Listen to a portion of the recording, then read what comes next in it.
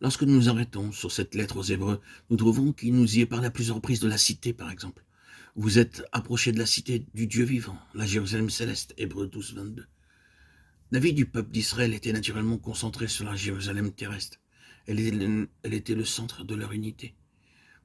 Ils étaient tous unis à cause de cette ville. C'est pourquoi leurs hommes devaient monter à Jérusalem plusieurs fois chaque année. Et lorsqu'ils arrivaient du nord au sud, de l'est et de l'ouest, en une caravane étonnante, ils chantaient les cantiques de Sion. Ces psaumes sur Sion sont des psaumes merveilleux, et ces hommes se glorifiaient. Ils y trouvaient l'expression de leur vie nationale.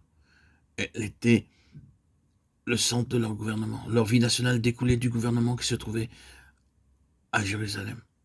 Oui, Jérusalem était tout pour eux. Ces hommes se glorifiaient non d'eux-mêmes, mais de leur ville, où ils y trouvaient l'expression de leur vie nationale. L'auteur de cette lettre aux Hébreux parle du jour qui approche où cette vie-là aura entièrement disparu, durant toute une dispensation. La Jérusalem d'aujourd'hui est le symbole de la division.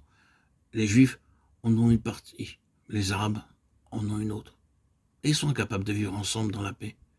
Elle est le symbole de la désunion, et pour Dieu, elle n'existe pas. Elle a passé, et Dieu a introduit sa Jérusalem céleste. Vous êtes approchés de la cité du Dieu vivant, la Jérusalem céleste. Désormais, il nous a fait asseoir ensemble dans les lieux célestes en Jésus-Christ, Éphésiens 2,6. Toute notre unité, à nous qui sommes le nouvel Israël, est concentrée sur lui, qui est en haut. Il n'y aura de véritable expression de l'unité parmi les enfants de Dieu que lorsqu'ils occuperont une position céleste. Notre unité est dans les cieux et non sur la terre. Paul dit que nous sommes concitoyens des saints, Éphésiens 2,19, et que notre vie est cachée avec Christ en Dieu, Colossiens 3,3. Oui, la cité existe, la pensée de Dieu la concernant a été reportée sur l'Israël spirituel. Toutes ces pensées sont des conceptions merveilleuses de l'ancien Israël.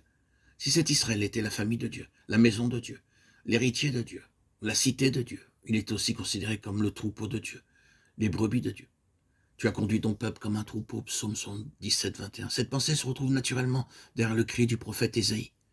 Nous étions tous comme des brebis errantes, Ésaïe 53, 6. Israël était le troupeau de Dieu et Dieu était le berger du peuple. Nous nous arrêterons davantage sur cette pensée, car c'est là en vérité une question très grande dans cette nouvelle relation avec le Seigneur. Dieu a reporté cette pensée si précieuse sur le nouvel Israël. Nous sommes le peuple de sa pâture et les brebis de sa main. Psaume 95, 7.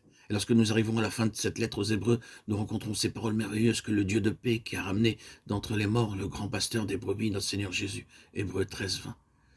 Il y a un sens dans lequel cette pensée domine toute cette lettre aux Hébreux. Les compagnons de Christ sont ses brebis. Je suis le bon berger, je connais mes brebis me connaissent, mes brebis entendent ma voix. Je les connais, elles me suivent. Je leur donne la vie éternelle. Jean 10, 14, 27 et 28. C'est une grande et riche pensée pour les brebis.